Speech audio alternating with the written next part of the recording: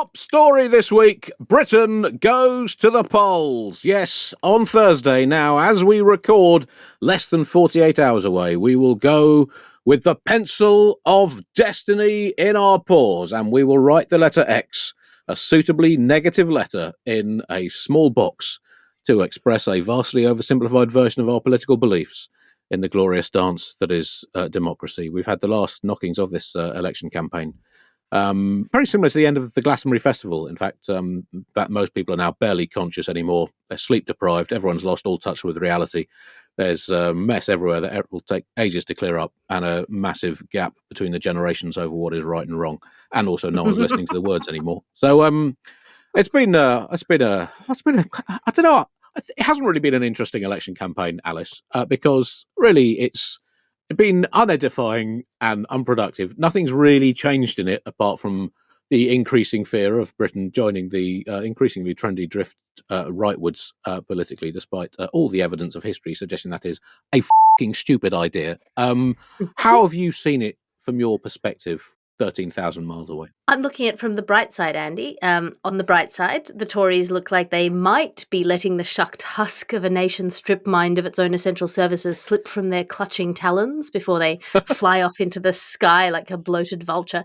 That is rude to vultures, of course, who are essentially nature's cleanup service and therefore have probably had their funding cut by the Tories. I would say rats fleeing a sinking ship, but that only works if the rats sank the ship by selling the bottom planks for parts, getting the repairs done by their rich mates who are shipboard termites, and then blaming the ship for being lazy. I would say leech. I would say leeches, but those have medicinal uses, so it would be disrespectful of what remains of the NHS to use them as an analogy. Vampires, too sexy. Heartless villains, too sexy. Zombies, too sexy. Sentient shits, too sexy. I don't know what metaphor to use for how badly the Tories have mishandled the social infrastructure of this once great nation, but let's just say I am old enough to remember a time when we used to be comfortably able to call the UK a first world country. Yes, I think that's all fair enough. The Conservatives' last hope really came in the final head-to-head election debate towards the end of last week between interim Prime Minister Rishi Sunak and future former Prime Minister Keir Starmer, the Labour leader.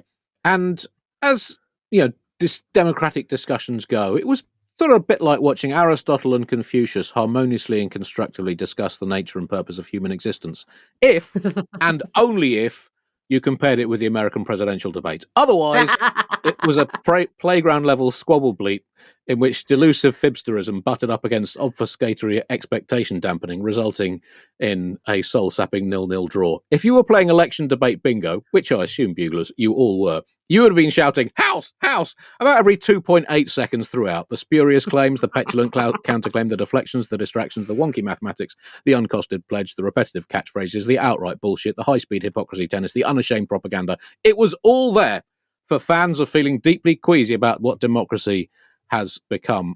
Did it move the dial, as they say? Well, nothing has really moved the dial in this election campaign, Alice. Both parties have fizzled slightly downwards in polling since the election campaign began. And I think what that shows is that even the dial is immovably apathetic in this election. Look, I can't say I'm wildly enthused about the prospect of Keir Starmer in office, but at least if he is elected, he will have been elected. We can say that. Yes. Unlike the past few. Yes, elected by more than a couple of hundred or a few thousand Conservatives, which is how the previous... God, I've lost count now. Three prime... Four... no, four. It is four. Four prime ministers have been... Andy, there's a lesson here. Just say any number confidently enough and no one will fact check you. That's right. Have you not been watching the debates? Exactly. 2,000 is the chosen number of bullshit. It'll cost you this episode of the Bugle will cost you £2,000. If you join the Bugle voluntary subscription scheme and give us £2,000 or £100, and we'll call it 2,000. That's just the way that British political mathematics works these days.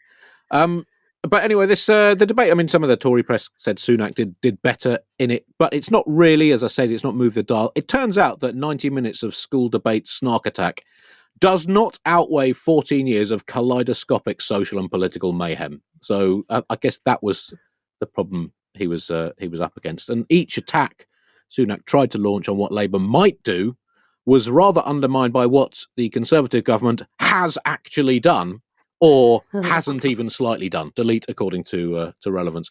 And Sunak, I find him a hard politician to warm to on numerous levels. Sort of comes across a bit like a whining teenager complaining that people don't understand his poetry. And usually feelings of futility, exasperation and disenfranchisement are felt by the voters, but they're being expressed by the government in this election. It has been a strange role reversal. It felt like Rishi Sunak, in his sort of political campaign in the run-up to this election, has been playing the role of somebody who's unfortunately slid into a dimension where the person that they're meant to be is actually a villain.